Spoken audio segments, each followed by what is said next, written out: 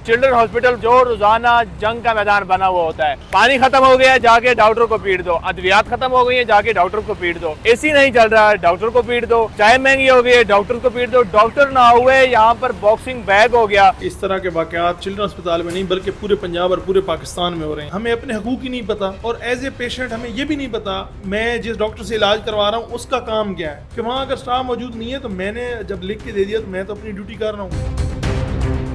अस्सलाम वालेकुम। जी वालेकुम सलाम। अच्छा डॉक्टर साहब, एक मसला ये हुआ, बच्चा जो है उसकी डेथ हो गई, लवाहिकीन ने जो है ज़ाहिर डॉक्टर के साथ बदतमीजी की, मार कुटाई भी हुई जा रहा है, जब डॉक्टर्स को मारा गया तो डॉक्टर की तरफ से भी रिएक्शन हुआ। ऐसे वाक़यात और भी हमने कहीं देखे। इन वाक़यात की असल बुनियादी हकीकत क्या है, ये वजह क्या है? देखें, बात यह है कि इस तरह के वाक़यात सिर्फ यहाँ चिल्ड्रन अस्पताल में नहीं बल्कि पूरे पंजाब और पूरे पाकिस्तान में हो रहे हैं, बल्कि पूरे सब कॉन्टिनेंट में हो रहे हैं। सब इसकी बेसिक वजह हमें एज ए पेशेंट हमें अपने हकूक़ ही नहीं पता, और एज ए पेशेंट हमें ये भी नहीं पता कि मैं जिस डॉक्टर से इलाज करवा रहा हूँ उसका काम क्या है, जिस नर्स जो इंजेक्शन या दवाई लगा रही है उसका काम क्या है। अगर उस मरीज़ को इतना पता हो, जो बेसिक एजुकेशन होती है, अगर उनको इतना पता हो तो शायद ये वाक़यात का इशू ना हो। मैं आपको एक बेसिक चीज़ बता दूँ, अगर मैंने एज ए डॉक्टर कोई मेडिसिन लिखी है तो मैंने आपको लिख के भेज दिया है कि आप ये जाके वहाँ स्टाफ से लगवा लें, तो आप जब वहाँ जाते हैं तो आप मरीज़ वापस आ जाता है कि डॉक्टर साहब स्टाफ मौजूद नहीं है। ये एक बेसिक चीज़ हो गई कि वहाँ अगर स्टाफ मौजूद नहीं है तो मैंने जब लिख के दे दिया तो मैं तो अपनी ड्यूटी कर रहा हूँ। वहाँ पे मौजूद ना होना एक इंतज़ामी गफलत हो गई। जो इंतज़ामी लोग हैं जिन्होंने उनको चेक करना है, उनकी ज़िम्मेदारी है कि वो उस बंदे को अमले को बिठाएं। मैंने को एक्सरे एडवाइस किया, आप एक्सरे करवाने गए तो वहाँ पे जो सपोर्टिंग स्टाफ था अगर वो वहाँ पे अवेलेबल नहीं है तो वहाँ पे उसके सुपीरियर्स को बताना चाहिए, डीएमएस, ड्यूटी डीएमएस या एएमएस को बताना चाहिए। तो लोगों को ये भी नहीं पता होता कि जो बेसिक जो मोडेलिटीज़ हैं, कैसे फंक्शनरीज़ हैं अस्पतालों की, हमारे सब कॉन्टिनेंट में लोगों को नहीं पता। वो समझते हैं कि अगर अस्पताल में मेडिसिन नहीं आ रही, अगर अस्पताल में कोई सहूलत नहीं मिल रही, इवन पिछले 3-4 दिन से हमारे अस्पताल में पानी नहीं आ रहा था और ऑपरेशन मुलतवी हो रहे थे, तो जो मरीज़ जिस वार्ड में दाखिल थे वो उस डॉक्टर से गुस्सा हो रहे थे कि जो उनका इलाज कर रहे थे। अच्छा चलें, इसी पे सवाल है, क्योंकि जब मैं आया हूँ यहाँ हॉस्पिटल में तो मैंने अपनी तरफ से यहाँ पर मरीजों के साथ बातचीत की, तो ज़ाहिर उन्होंने पानी का मसला बताया कि 3 दिन, ज़ाहिर पानी अब आपका काम तो नहीं है मोटर चलाना या जो भी है, वो इंतजामिया का काम है। मरीजों की एक और भी शिकायत थी कि एक बेड के ऊपर डॉक्टर जो हैं वो 4-5 जो है पेशेंट बच्चों को बिठा देते हैं। तो इसमें भी आप समझते हैं कि इंतजामिया की गफलत है, कि क्या वजह है, या ऐसी हकीकत है या नहीं है? अब मुझे एक बात बताएं, मुझे अभी थोड़ी देर पहले एक मरीज़ का फ़ोन आया कि हमें ना अलग बेड दे दें किसी जानने वाले के रेफरेंस से। तो मैंने उन्हें कहा कि अगर एक वार्ड के अंदर 60 बेड लगे हैं और हमने पूरे पाकिस्तान से चिल्ड्रन अस्पताल लाहौर में बच्चे आ रहे हैं, हमने किसी बच्चे को रिफ्यूज़ नहीं किया, ना हम कर सकते हैं, हम रिफ्यूज़ल नहीं कर सकते।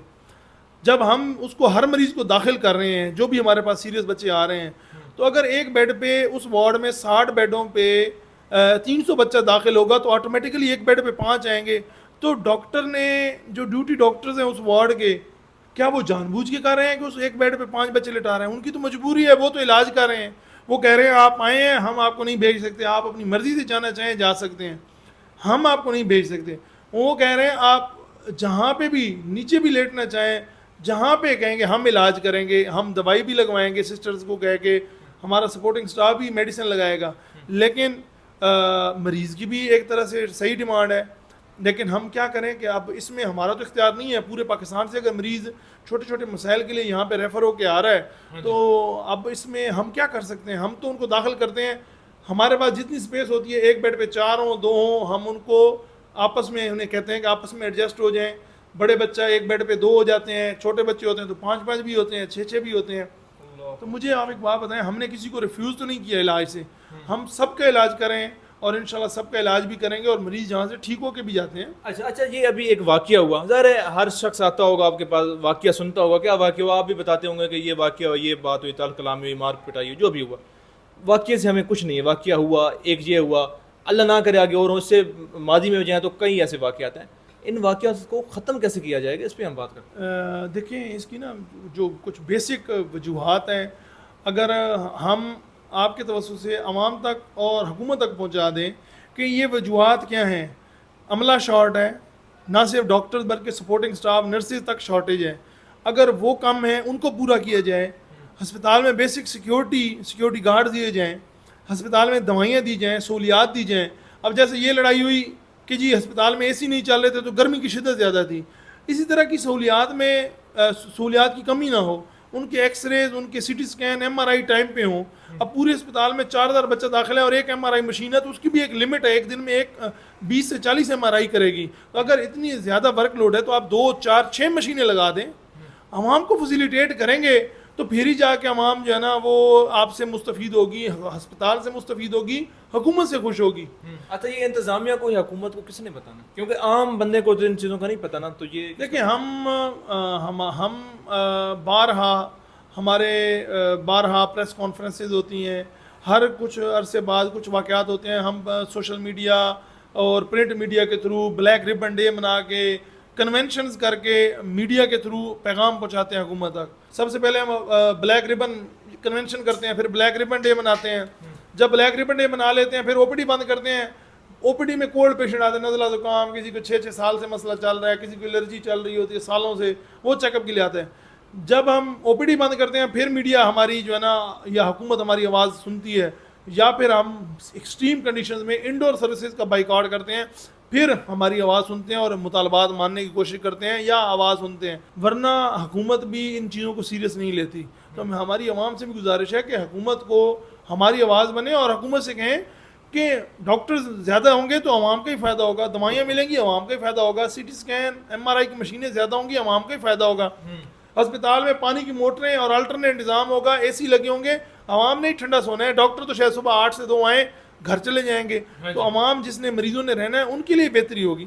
तो ये अवाम को हमारी आवाज़ बनना होगा और इसका सद्भाव करना होगा और इन मामलात को तभी हम हल की तरफ लेके जाएंगे। चलें डॉक्टर साहब, आपके कीमती वक्त का और कीमती राय का बहुत बहुत शुक्रिया। जी नाज़रीन, बिल्कुल जैसा कि ज़ाहिर डॉक्टर साहब ने भी कहा, इस बात को समझना ज़रूरी होगा कि डॉक्टर की असल जिम्मेदारी और डॉक्टर का असल काम क्या है। डॉक्टर का काम ये नहीं है कि अगर एसी नहीं चल रहा तो डॉक्टर ने एसी उठकर एसी नहीं चलाना, अगर पानी नहीं आ रहा हॉस्पिटल में तो डॉक्टर का काम नहीं है कि उसने पानी भरना है, डॉक्टर का काम है ट्रीटमेंट करना। अगर आपका ट्रीटमेंट अच्छे तरीके से नहीं हो रहा आपका या आपके किसी भी जानने वाले का, तो आपका फिर काम बनता है कि आप इंतजामिया के पास जाएं, इंतजामिया को जाकर उस डॉक्टर की शिकायत करें, ना कि आप डॉक्टर का गिरबान पकड़ लें। इसी के साथ मुझे दीजिए इजाज़त, अल्लाह ने के बाद।